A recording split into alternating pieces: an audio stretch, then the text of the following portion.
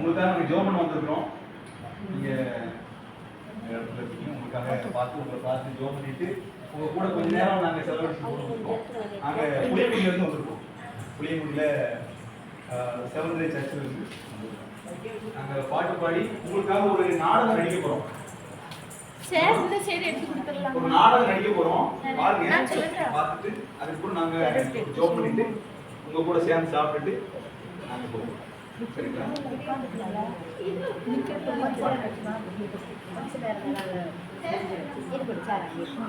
First என்ன வரும்? First கடவுளும் இப்போ கடைசி பாட்டு பாடும்போது அதுக்கப்புறம்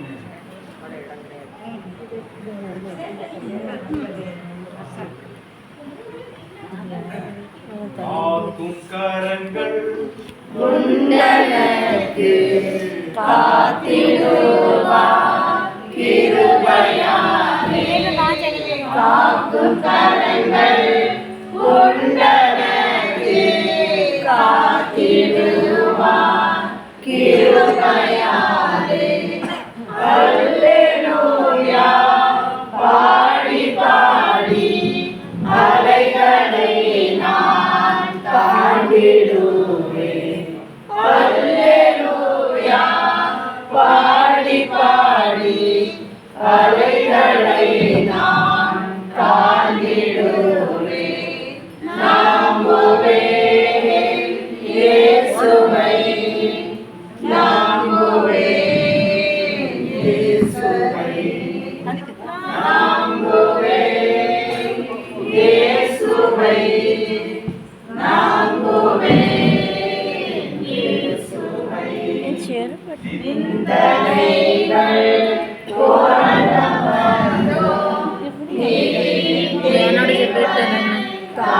தாங்கினாரே. நிந்தனைகள் போராட்டமோ நீதியின் தேவன் தாங்கினாரே.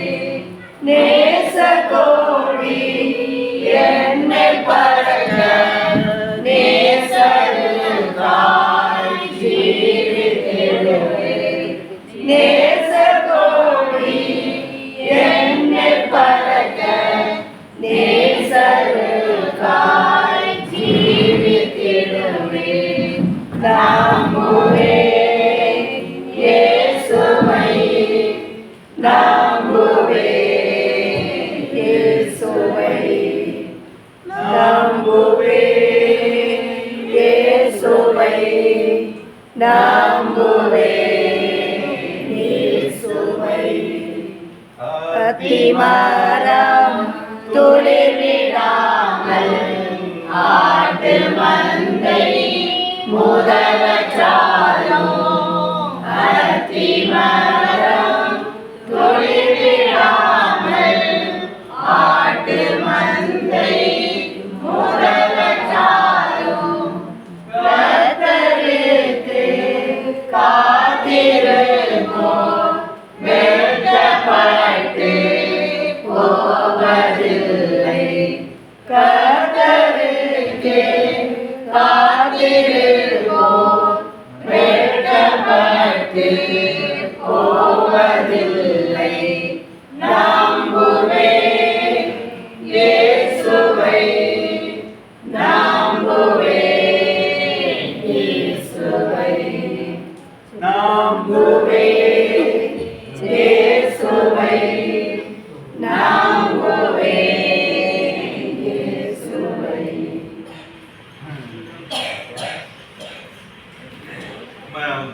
எத்தனை பேர் பைபிள் படிச்சிருக்கீங்க? பைபிள் படிச்சிருக்கீங்களா தெரியுமா?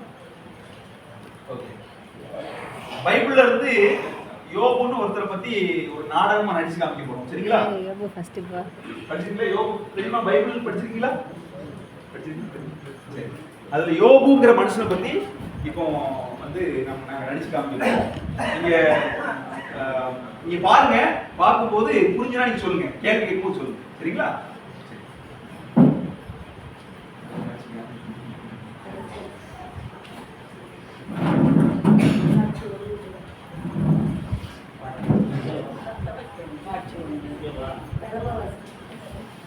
ஊத்சு தேசத்திலே யோபு என்னும் பெயர் கொண்ட ஒரு மனுஷன் இருந்தான்.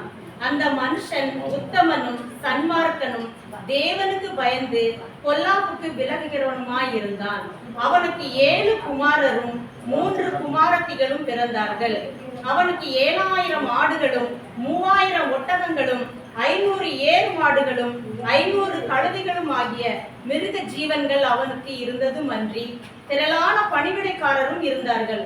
அதனால் அந்த மனுஷன் கிழக்குத்திய புத்திரர் எல்லோரிலும் பெரியவனாய் இருந்தான்.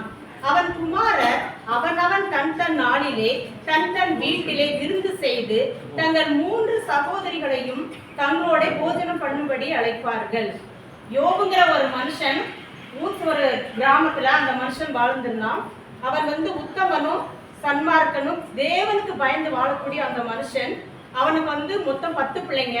அதுல 7 ஆண் பிள்ளைகள் 3 பெண் பிள்ளைகள் அவனுக்கு இருந்தாங்க. அவருக்கு 7000 ஆடுகளும் 3000 ஒட்டகங்களும் 5 ஏர் மாடுகளும் 500 கழுதைகள், இப்படி அநேகமான பெரிய ஒரு ஆஸ்தி உள்ள ஒரு பெரிய சீமான், பெரிய பணக்காரனா அந்த யோபு இருந்தாரு. அவருக்கு அவருடைய குமாரர்கள், அவர் உத்தமன், அவருடைய குமாரர் ஒவ்வொரு நாளும் விருந்து வைப்பாங்களாம். அந்த ஒவ்வொரு விருந்துலையும் அவருடைய சகோதரி எல்லாம் சேர்ந்து அந்த விருந்துல என்ன செய்வாங்களா, கலந்துக்கு வராங்களாம். அந்த ஒவ்வொரு நாள் விருந்துலையும் அவங்க பாவம் செய்திருப்பார்களோ அப்படின்னு சொல்லி எண்ணி யோபு ஏன்னா அவர் உத்தமர், அதனால ஒவ்வொரு நாளும் அந்த ஒரு பையனுக்கு விருந்து வச்சாங்கன்னா மறுநாள் காலையில அதிகாலையிலே எழுந்து அந்த யோபு என்ன செய்வாராம், தன்னுடைய பிள்ளைகள் ஏதாவது அந்த விருந்துல பாவம் செய்திருப்பாங்களோ அப்படின்னு சொல்லி எண்ணி அவர் என்ன செய்வாராம், சர்வாங்க தகனம் எல்லாம் செலுத்துவாராம். அப்படிப்பட்ட அந்த உத்தமன் அப்படி அவர் வாழ்ந்து கொண்டிருக்கிற காலத்துல ஒரு நாள் தேவ புத்திரர்கள் எல்லோரும், அதாவது பரலோகத்தை வாழ்ந்துட்டு இருக்கிற தேவ புத்திரர்கள் எல்லோரும் என்ன செய்வாங்களாம், ஒரு நாள் தேவனை பார்க்க வர்றாங்க, அதாவது கர்த்தரை பார்க்க வர்றாங்க.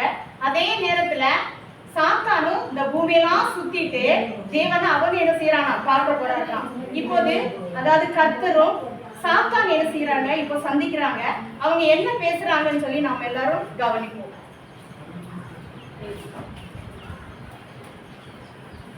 சாத்தானே, நீ எங்கிருந்து வருகிறாய்? நான் பூமி எங்கும் உலகை சுற்றி திரிந்து வருகிறேன். என் தாசனாகிய யோபின் மேல் கவனம் வைத்தாயோ? அவன் தாசனாகிய யோபு மேல் கவனம் செலுத்துவது அவனுடைய ஆஸ்தி சம்பாத்தியம் சகல பிள்ளைகளும் சகல ஆஸ்திகளும் அவனுக்கு நீ கொடுத்ததுமன்றி அநேக சரீரத்தை சுற்றிலும் இல்லத்தை சுற்றிலும் நான் அவனை தொட்டு கொள்ளாதபடி நீ அவனுக்கு வேலையடைத்து பாதுகாத்ததுனால் அவன் உன்மேல் விசுவாசமா இருக்கிறான்.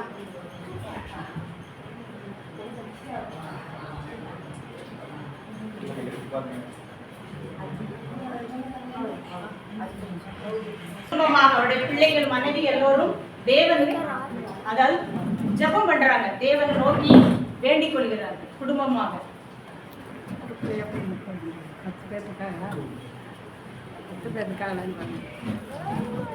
நம்ம ஏசப்பாட்ட ஜெபம் பண்ணுவோம். அவர் தான் நமக்கு பாதுகாப்பு, அவர் தான் நம்முடைய அடைக்கலம், அவர் நம்ம கூட இருந்தா தான் இந்த உலகத்துல வாழ முடியும். சரியா? ஜெபம் பண்ணுவோமா? ஐயோ ஐயா ஐயா ரோமையா மார்மாரெல்லாம் கொலை விழுந்து அடிச்சு போட்டாங்க, கொண்டு போயிட்டாங்க. ஐயோ, ஆடு மாடுலாம் போச்சா? ஐயோ, ஆடுகளை வளர்த்து ஐயோ எல்லாம் போச்சா? வேலைக்காரியை கொண்டு போயிட்டாங்களா?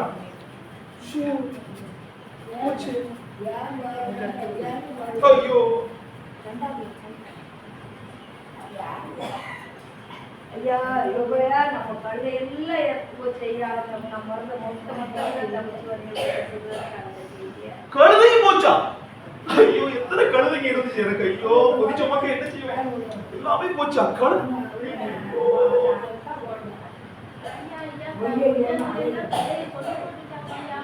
எல்லாம் விட்டு கொண்டு போயிட்டாங்களா? ஐயோ, போச்சு போச்சு போச்சு போச்சு, எல்லாம் என்ன செய்வேன், எனக்கு எல்லாமே போச்சு. ஐயோ, என்ன சொல்றாங்க?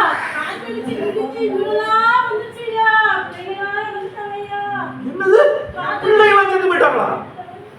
ஐயோ, என் பிள்ளைங்க ஆசாசியா வளர்த்த பிள்ளைங்க. ஐயோ, என் பிள்ளைங்க எல்லாரும் எப்படிடா தாங்குவேன்? ஐயோ, பிள்ளைகள் எல்லாம் போயிட்டாங்களே. ஐயோ, யோபுக்கு அவர் இருந்த எல்லா ஆஸ்திகளும் அழிந்து விட்டது, அவருடைய பிள்ளைகளும் எல்லாம் இறந்துட்டாங்க. இப்பொழுது அவருக்கு இருக்குது ஒரே ஒண்ணுதான், அவருடைய மனைவி மட்டும்தான் உயிரோடு இருக்கிறாங்க. இப்போது திரும்பவும் சாத்தான் வந்து அதே மாதிரி தேவபுத்திரர்களோடு சாத்தான் போய் கர்த்தரை வந்து சந்திக்கிறார். சாத்தானே, நீ எங்கிருந்து வருகிறாய்?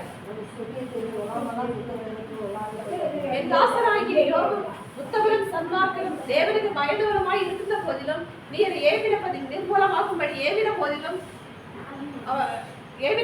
அவன் தன் உத்தமத்திலே நடந்து கொண்டுதான் இருக்கிறான். அவனுக்குள்ள ஆஸ்தி சம்பாத்தியம் எல்லாம் எடுத்து அவன் உத்தமத்திலும் விலகாம இருக்கிறவனையா அவனுடைய சரீரம் நல்லா தானே இருக்கு, அந்த சரீரத்தை நான் தொட்டு கொள்கிறேன். அதுக்கப்புறம் அவன் எப்படி உத்தமத்துல விலகாம இருக்கிறான் என்பதை பார்ப்போம். சாத்தான் வந்து யோப வந்து தொடுகிறார். அதனால் அவருக்கு உடம்பு முழுவதும் புண்களும் அதிலிருந்து சீழ்வடிகிறது, அவருக்கு அரிப்புமா இருக்கிறது. அவர் வந்து யோபு வந்து ஓட்டெல்லாம் எடுத்து தன் மேல என்ன செய்தார், சொரிந்து கொண்டிருக்கிறார். அப்பொழுது அவருடைய மனைவி வந்து பேசுறாங்க. என்ன பேசுறாங்கன்னு உடம்பெல்லாம் வலிக்குதே, ஐயோ சொறி எடுக்குதே, என்ன செய்வேன், உட்கார கூட முடியலையே, ஐயோ. ஆடு மாடு போயிடுச்சு, ஒட்டகம் போயிடுச்சு, கழுதை போயிடுச்சு, கடைசியில பிள்ளைகளும் போயிட்டாங்க. இன்னும் நீ உத்தமத்தில் நின்றுட்டு இருக்கிய. முதல்ல ஜீவனை தூசித்து ஜீவனை விடும். ஆண்டவர் தூசிங்க, நீங்க விட்டுட்டு வாங்க. ஆண்டவர் போனீங்க, என்ன கொடுத்தாரு ஆண்டவர்? பிள்ளைங்க போயிட்டாங்க, எல்லாரும் போனதுக்கு அப்புறம் எதுக்கு உங்களுக்கு ஆண்டவர்? ஜீவனை விட்டுருவாங்க.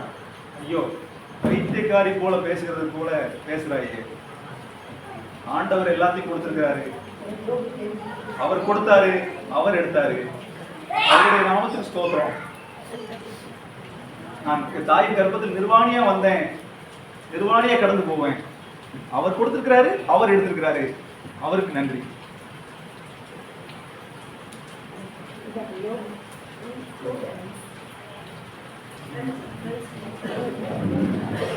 ரொம்ப நீங்க ரொம்ப பாவம் செஞ்சனால்தான் உங்களுக்கு வந்து எல்லாமே போயிடுச்சு. இவ்வளவு கஷ்டத்திலையும் இப்படி எல்லாம் பேசுறாங்களே. யோபு பார்க்க அவருடைய நண்பர்கள் வர்றாங்க. வந்து அப்பவும் அவர் என்ன செய்யறாங்க, நீ செஞ்ச பாவத்தினாலதான் உனக்கு இதெல்லாம் நடந்திருக்குன்னு சொல்லி பேசுறாங்க.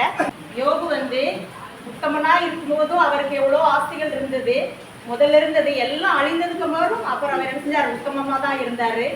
அவருடைய நண்பர்கள் வந்து பேசும்போதும் அவரை தூசிக்கும் போது, ஏன்னா நீ செஞ்ச பாவத்தினாலதான் இது உனக்கு நடந்திருக்குன்னு சொல்லி தூசிக்கும் போதும் அவர் என்ன செய்யல, அப்பவும் கூட அவர் கர்த்தரை விட்டு விலகி போகல, அவருடைய உத்தமத்துலதான் இருந்தாரு.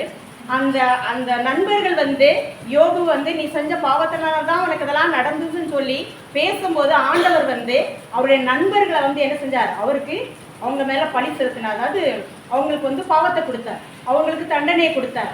அப்போ வந்து யோபு வந்து அவருடைய நண்பர்களுக்காக என்ன செஞ்சாரு, கடவுள்கிட்ட வந்து ஜெபம் பண்ணார். என்னுடைய நண்பர்கள் செய்தெல்லாம் பாவம்னு சொல்லி பாவரிக்கை செஞ்சு அவருடைய நண்பர்களுக்காக வேண்டுதல் செய்த போது யோபுக்கு வந்து இருந்த எல்லாமே என்ன செஞ்சது, கிடைத்தது. அவர் செஞ்ச அவருடைய பாவங்கள் எல்லாமே மன்னிக்கப்பட்டு அவருக்கு வந்து அவருக்கு அழிந்து போன எல்லாமே இரட்டத்தனையா வந்து என்ன செஞ்சது, கிடைத்தது.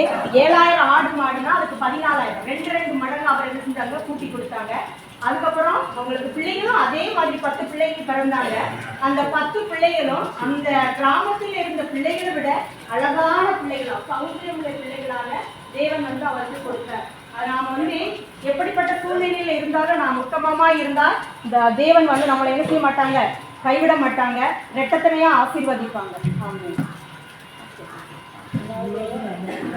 கருத்து இருக்கு அப்படின்னா இந்த உலகத்துல வந்து நம்ம சாமியை கும்பிடுவோம். நம்ம எல்லாரும் ஆண்டவரால் படைக்கப்பட்டதுதான் சாமி. உங்களையும் படைச்சாரு, எங்களையும் எல்லா மனுஷனையும் கடவுள் படைச்சாரு.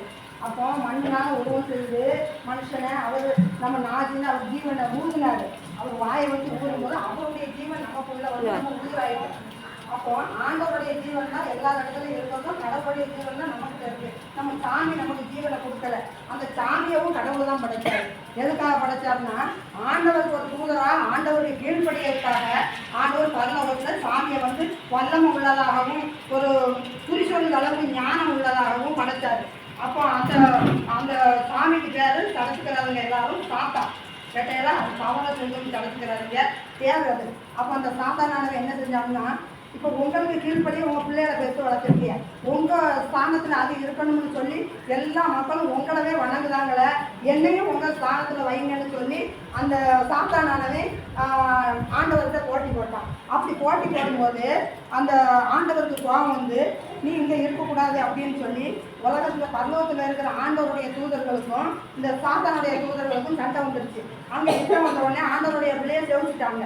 அப்போ இந்த பூமியில் நீ யார் இருக்கிற இடத்துல எனக்கு கீழ்படியாதவன் இங்கே இருக்கக்கூடாதுன்னு சொல்லி பூலோகத்துக்கு தள்ளிட்டார் ஆண்டவர். அப்போ அந்த பூலோகத்தில் தள்ளும் போது அவன் பாம்பு உருவமாகவும் படைச்சாரு மனுஷன். இன்னைக்கு பாம்பு எந்த இடத்துல பார்த்தாலும் அது சாத்தான்.